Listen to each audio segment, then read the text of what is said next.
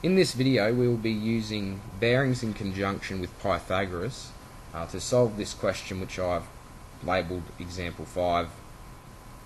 A bushwalker starts walking from their car on a true bearing of 90 degrees true for 600 metres before changing course to 180 degrees true and walking 750 metres. His course is illustrated below. This illustration has been provided. It doesn't need to be created. However, if you're just given this information, you could create this illustration quite simply. So what we have is the starting point, which is the car, being the point at which the bushwalker starts walking, and we are given some information that he travels on a bearing of 90 degrees true, okay, for 600 metres. Now, this bearing I have shown here to be 90 degrees true, and underneath it I've written the distance. It's something that I like to do. I try to write the bearing and the distance on the same line. I just find it a little bit tidier as opposed to having drawing lots and lots of different angle curves and drawing them in. Okay, but what I've denoted here is a 90 degree right angle, just to make it a little bit more clear. I've also drawn in my true north arrows, and when I'm having to deal with bearing or questions regarding bearings, it's something that I instinctively do and I recommend doing, is drawing in a dotted arrow and labelling it true north. And you should actually do that at every single point or change of direction.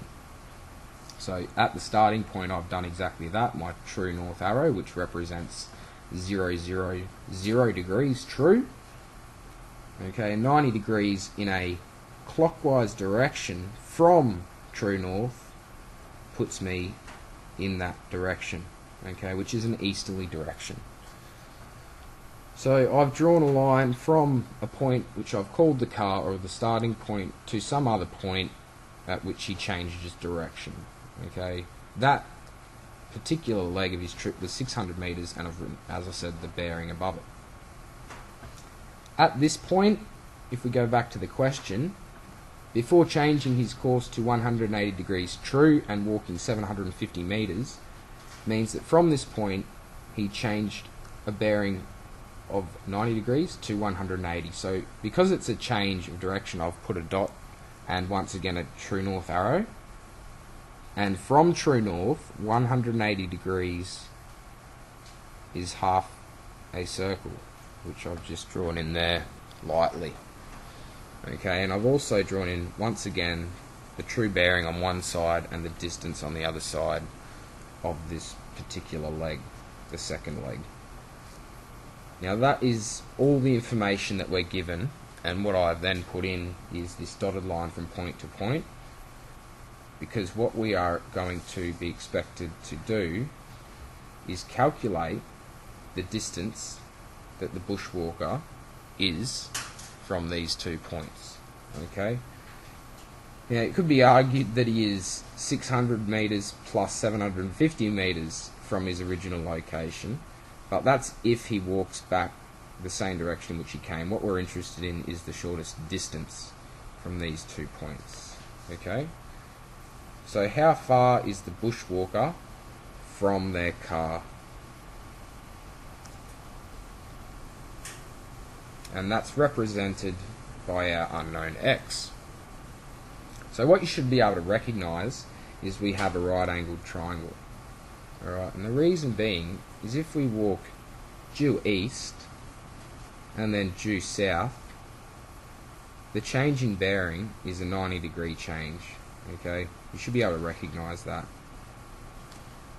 Now once we have our right angle established, we can start labelling our sides, and because we're given 2 sides of the triangle with no known angles, we're more likely going to be using Pythagoras to solve this one.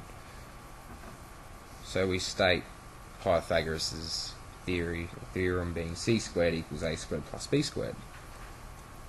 Okay, our triangle labelled, our hypotenuse occurs opposite, which is our c value in Pythagoras. Remember, we can label either of these sides A or B. Substituting into those values, A, I've called 750, B, I've called 600, and C is our unknown x. Okay, we leave the squareds above because we cannot drop them. We then simplify the right hand side of the equation by squaring both of those values and then adding those two values before square rooting or taking the square root of this value to remove the squared such that we are left with our unknown x. Okay, in a calculator it gives us a result of 960.5 meters. So the distance the bushwalker is at this point from his car, here represented by x, is equal to 960.5 meters.